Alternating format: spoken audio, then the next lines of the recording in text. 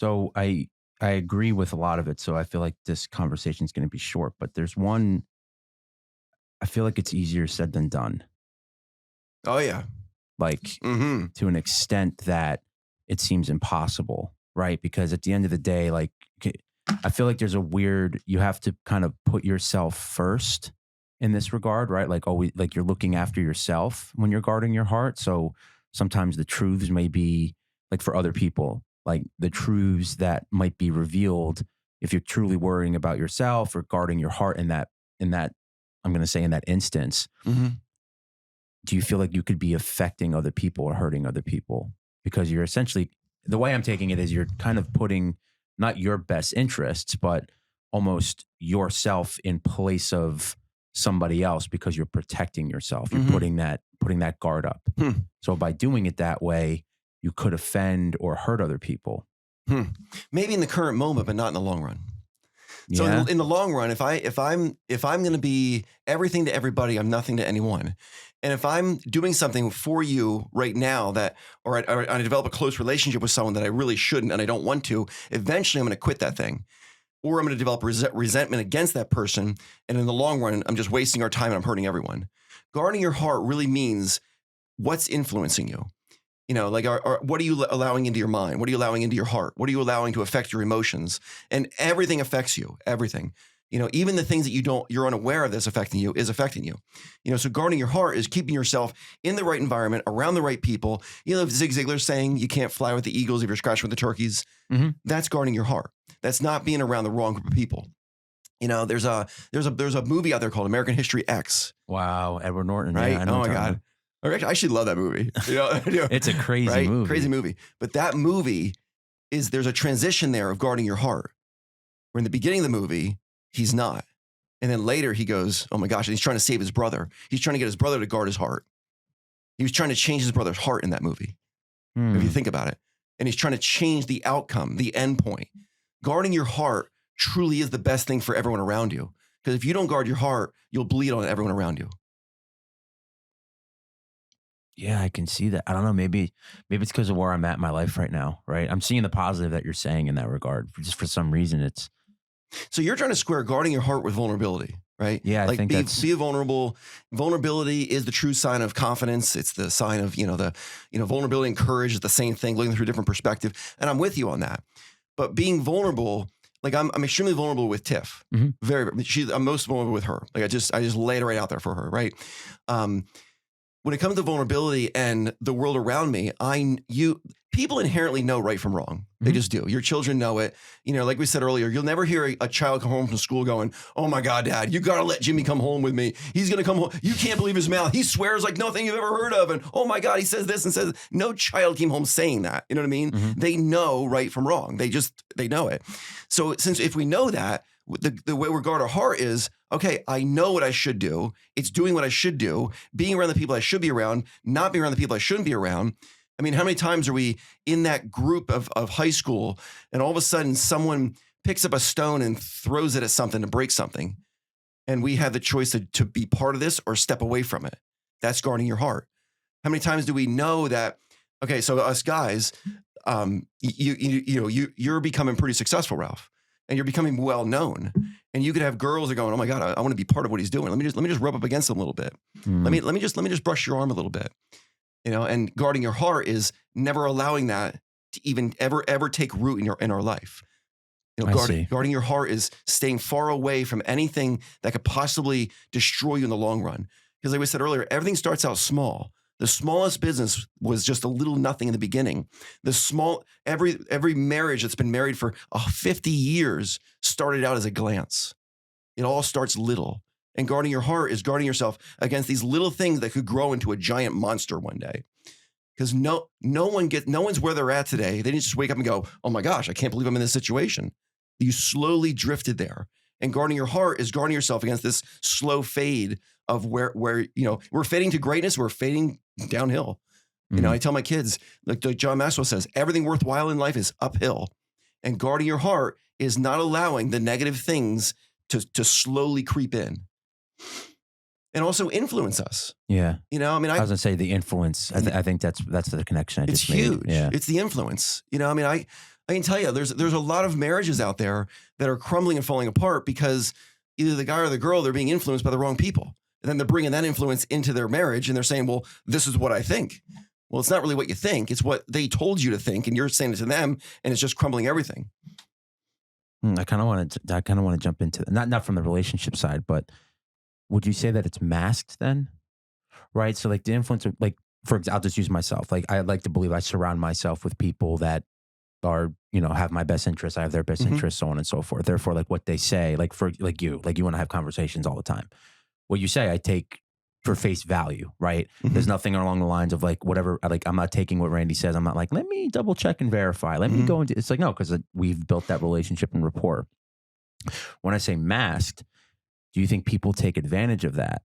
And because of it, where guarding your heart could then almost bite you because you're almost too, right? Maybe that relates more to trust then. So I think I just answered my own question. It's no longer guarding your heart. It's more than just like knowing your boundaries. And I think I just answered my own question. That's what I'm trying to get at. So, I would say guarding your heart. Mainly, this is talking about personal relationships. Yeah, I was going to say. This is I relate it to other stuff because it is connected to everything. But guarding your heart, it really is personal relationships. Yeah, and honing those in then and keeping it there to prevent, or not prevent, but making sure they're fine tuned and they're perfect and nothing's going to interfere with the way you react with them. Right. Well, see, I'm trying to like, I know I'm nitpicking at it. It's just more, I'm trying to get a more like, I don't know, maybe it's a struggle I'm going through right now. That's why I'm trying to find the answer to it. The answer that even if I don't want to hear the truth, it's like, maybe I have to settle with the actual truth and the reality. But that's why I'm nitpicking at it. All right. So let me dive a couple layers deeper on this whole thing. If you don't mind. Yeah, I don't want, we can take this on. Yeah. I'm very curious. It's an interesting stuff. topic. Yeah. It's really an interesting fun. topic. So guarding your heart has to do with where are you getting the information to live your life? Where are you getting the information of how you should be with the people around you, right? Okay. I think we may have said a couple podcasts back that the purpose of an object is determined by the creator of the object. We've said this, right? We've talked about it, yeah. And we are the object, right?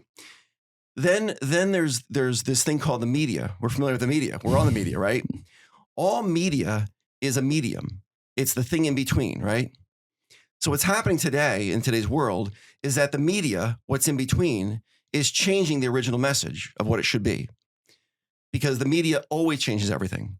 In other words, if I'm standing here and and you don't know my language and I'm speaking English and you know Italian, and I have a translator standing here and the translator is translating my words from English to Italian so you understand it, the most important person in the room is not the speaker, it's the mediator. Yeah. So the media is the most important thing in the room because that's where you're receiving your message from. Today's messages are so unbelievably distorted that people aren't guarding their heart against it, and they're living this life of frustration and anger and upsetness. Like, I really think in today's world, a lot of the young men out there, they're getting a message of how to be a husband that's not real. It's not right. I see.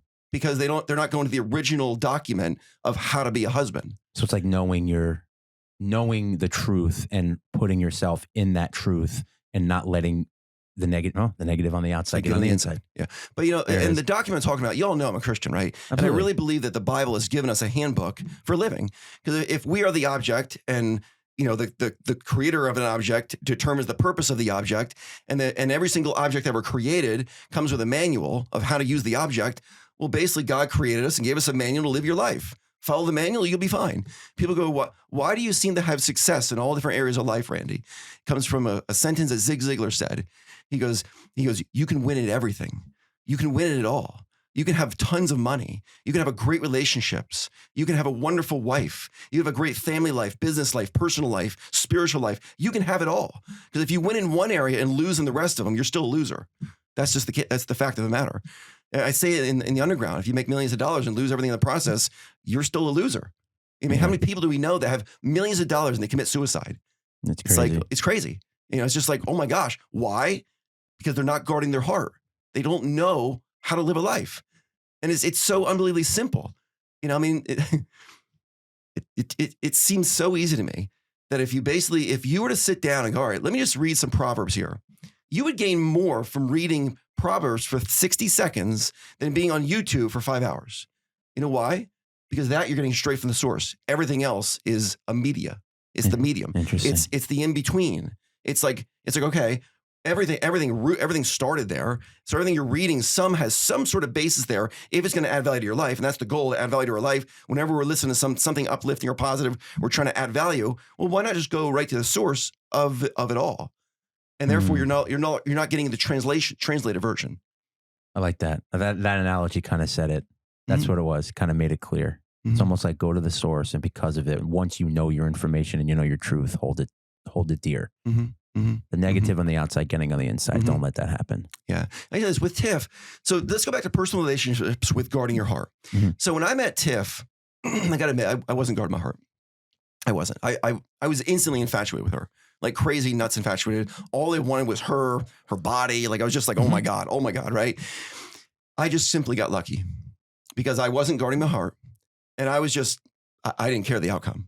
I was just like, oh my gosh, like this girl is so amazing. And I truly, people go, wow, how'd you get so lucky? I truly got lucky. But I guess what I'm saying though is if you're going to go do it methodically and you're going to enter a relationship, yeah, you need to have that physical attraction there. But there's much more important things under the surface, the core of the person that matters more than what's on the surface, right? So I mean, but you got to have that physical attraction there. Got it. But what's on the surface, so much more powerful because what's on the surface will fade one day. And then what's left is what's inside. It could be scary. Right. Right. Right. If you're not guarding your heart, it could be scary. If you do know, then you have that interest in mind. Right. And that makes sense. Right. Guarding your heart also protects you from flattery. So another, you know what I mean? Like how many guys, like, a girl gets with them, either the guy might be rich, whatever. And you like to the outside world, they see what's going on here. It's like, oh my gosh, this guy is 107 years old and this girl's like, 26. You know what I mean? It's like you kind of see what's happening here. But the guy fell to the flattery. Yeah. He didn't have a high enough self-esteem or whatever, self-worth and and so on. And it wasn't guarding his heart and just like that, Just like that. But then again, I should say this. Age shouldn't matter in relationships. So my analogy, I'm going to give that because we've seen that. There are some ugly stuff. But I would say that gap in age, you can still be madly in love and it's a perfect fit and all is well. But if you're guarding your heart, the decision is clear. We can say then, right? Because if you're guarding your heart, the decisions that you're making are clear in that regard. Right. It's not, you're not you're not succumbing to the flattery. You're not succumbing to this. It's because it's like, no, like you just know there's a sense of knowing in that point. Right. When you guard your heart, you won't make a decision and then live with it for 5 years just to undo it. You know how many times people do that? I mean, they'll make a decision based upon emotions and affections and all that stuff. And then 10 years later, they're like, oh my God, what did I do? Because the infatuation phase is over. And they go, I can't stand this person. I want to get away from them. So it's a growing process then. Because I feel like guarding your heart, you have to, in order to learn, you have to fail. So it's once you learn from your failures, then you're going to add that into your, I'll call it like the clip or the chamber or whatever. But you're adding what you're failing into your new you, and therefore that's when the guard comes up. Would that be fair to say? Well, when you say when the guard comes up, I don't see it like that. See, okay. I think that's where the distinction is. Right. Guarding your heart. There's guarding your heart does not mean that there's a gate around your heart or a moat or a bridge. It's being aware of what's affecting you in your daily life. And a lot of people, how I said before, people aren't aware of what they're thinking when they're not thinking. Well, people aren't aware of what's influencing them. And then there's someone that they couldn't dream they would have become because that sentence, to the worm and horseradish, the world is horseradish. So if you're hanging around a group of people that are just not going to where you want to go with your life, well, you're to blame. You're not guarding your heart. You're around the wrong people. You're getting the wrong influence. Gotcha. This sentence here summarizes this talk. Whatever the heart desires, it purchases at the cost of everything else. It's true, right? Whatever the heart desires, it will give up everything. I mean, that makes sense. Right. That makes sense. I mean, think about, I was talking to a guy at the winery a couple of years back, and the guy was saying, and this is a guy who's, maybe in his 60s, and he was telling me how he has a girlfriend in Venezuela on the internet. Right? Oh, I already see where this is going. This is his girlfriend. And he's in love with this girl. Have you ever seen pictures of it? Oh, yeah. She sends me pictures all the time. I'm like, really? Have you ever talked to her on the phone? No, we've never talked on the phone. But I've seen pictures of her. We chat every day in chat rooms. She sends me emails. I started sending her money. I'm planning on going down and visit her. And basically, whatever the heart desires, it purchases with the cost of everything else. And there it is. Here's a guy completely infatuated with some person in Venezuela. It could be some guy. It could be a computer. Who knows, right? But he's just so infatuated with this that he's now sending money to Venezuela to some girl that he has no idea. Whoa. No idea. Why? He's not guarding his heart. That makes sense. And the guarding your heart goes to the cost of everything else. How many people do you know that have traveled around the world to see someone, right? Never met him. I'm willing to go to the ends of the planet to see you, right? Guard your heart. It'll affect everything else in your life. Guard your heart. Yeah. Thank you, Randy. Thanks, Ralph, man.